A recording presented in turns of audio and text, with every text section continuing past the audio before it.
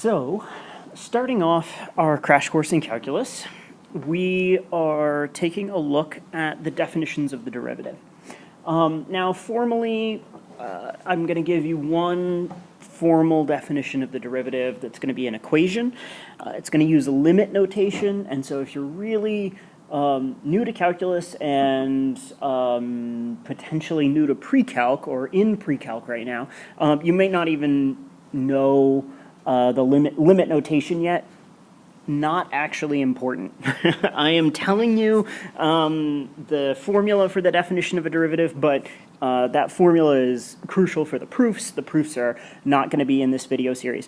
The words definitions of the derivatives are much more important.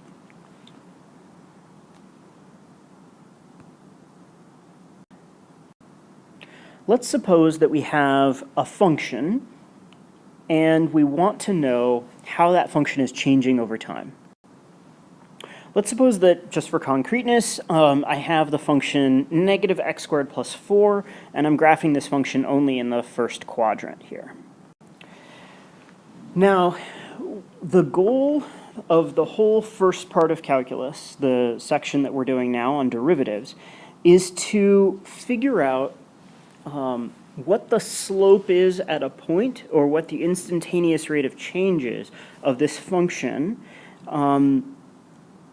at some point. So I've arbitrarily picked this blue point here, and I want to know how the function is changing right around that point.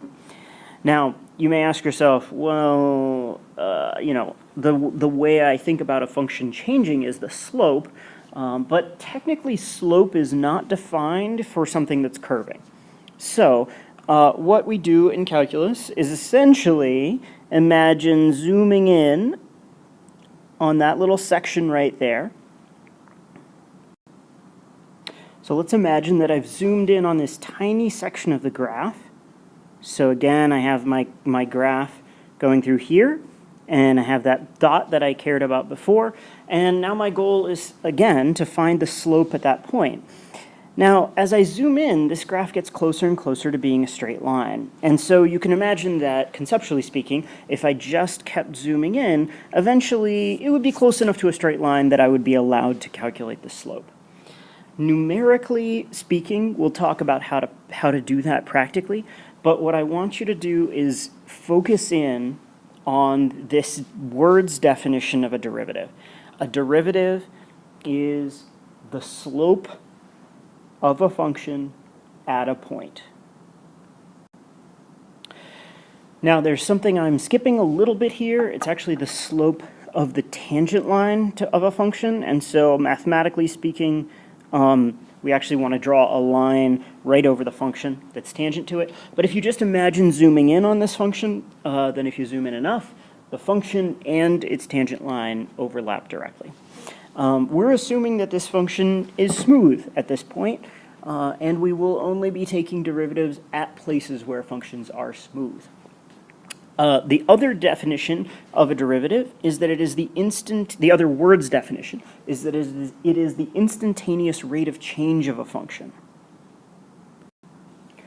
This is, as you imagine, increasing in the horizontal axis. It's the way the function changes in its response in the output variable. And then finally, we're going to write down the formula definition for a derivative.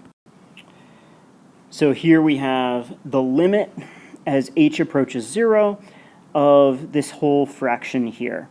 So you see this is the limit, and the limit is of this quantity here. This is the function evaluated at the location x plus h minus the function evaluated at the location x divided by h. And you'll notice that I didn't set this equal to anything. I'm going to talk a little bit about notation in the next video, but I want to make sure that you know that this right here is the derivative. So I'm just going to leave this whole slide up. That's the derivative as a formula. And when you take calculus for real and you actually do proofs of how to take derivatives, you'll start with this limit definition of the derivative often.